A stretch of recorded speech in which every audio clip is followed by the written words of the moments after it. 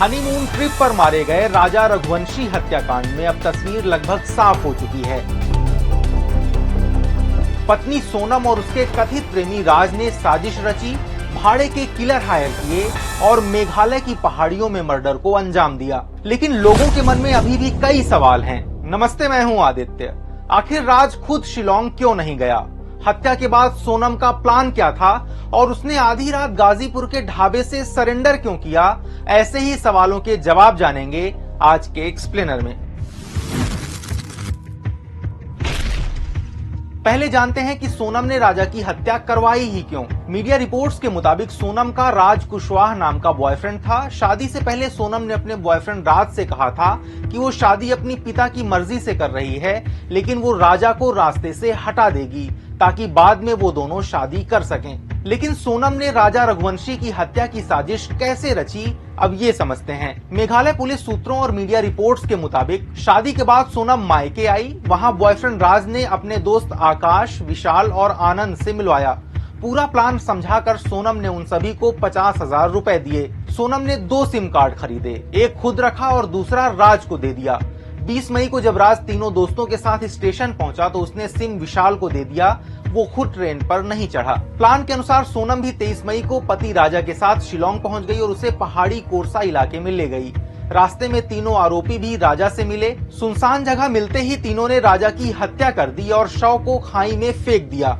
अब जानते हैं कि आखिर मेघालय पुलिस को क्या सुराग मिले और वो हत्यारों तक कैसे पहुंच गई। सोनम ने अपनी सास से उपवास का झूठ बोला था। होमस्टे के संचालक ने पुलिस को बताया कि सोनम 23 मई को लौटी और उसने भरपेट खाना खाया था।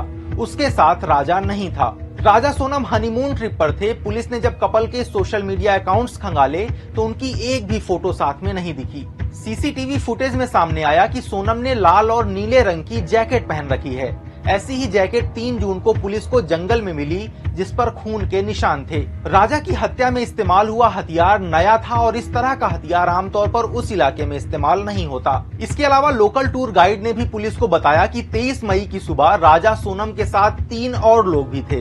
इन्हीं सुरागों के आधार पर ही पुलिस ने केस ब्रेक किया और आरोपियों की गिरफ्तारी हुई। अब सवाल उठता है कि आखिर प्रेमी राज खुद शिलोंग क्यों नहीं गया? इसकी 2 वजहें हो सकती हैं। पहली, किसी को शक न हो इसलिए राज इंदौर में ही रहा, और दूसरी, आखिरी वक्त में राज का इरादा बदल गया और वो राजा को नहीं मारना चाहता था। तो आखिर हत्या के 17 दिन बाद सोनम गाजीपुर कैसे पहुंची और वहीं से क्यों बरामद हुई? शिलोंग एसपी विवेक सेम के मुताबिक राजा की हत्या के बाद 25 मई को सोनम शिलोंग से सिलीगुड़ी के रास्ते ट्रेन से इंदौर पहुंची। यहाँ वो राज के कमरे में रुकी थी। फिर उसे एक ड्राइवर ने वाराणसी ड्रॉप किया और वहां से अकेले गाजीपुर पहुंची। उसने अपने भाई को कॉल किया और फिर पुलिस ने सोनम को ढाबे से बरामद किया। रिपोर्ट्स के मुताबिक राज का परिवार उत्तर प्रदेश के गाजीपुर इलाके का ही रहने वाला है। वहां अभी भी उसके लिंक हैं, इसलिए उसने सोनम को उधर ही भेज दिया होगा। अब जानते हैं कि राजा की हत्या के बाद सोनम का क्या प्लान था। सोनम इस पूरे मामले को लूटपाट का मामला साबित करना चाहती थी। उसने पुलिस को बताया है कि उसका अपहरण किया गया था और वो आरोपी नहीं बल्कि पीड़ित है। हालांकि उसका प्लान पूरी तरीके से फेल हो चुका है। आज के एक्सपेरिमेंट में इतना ही।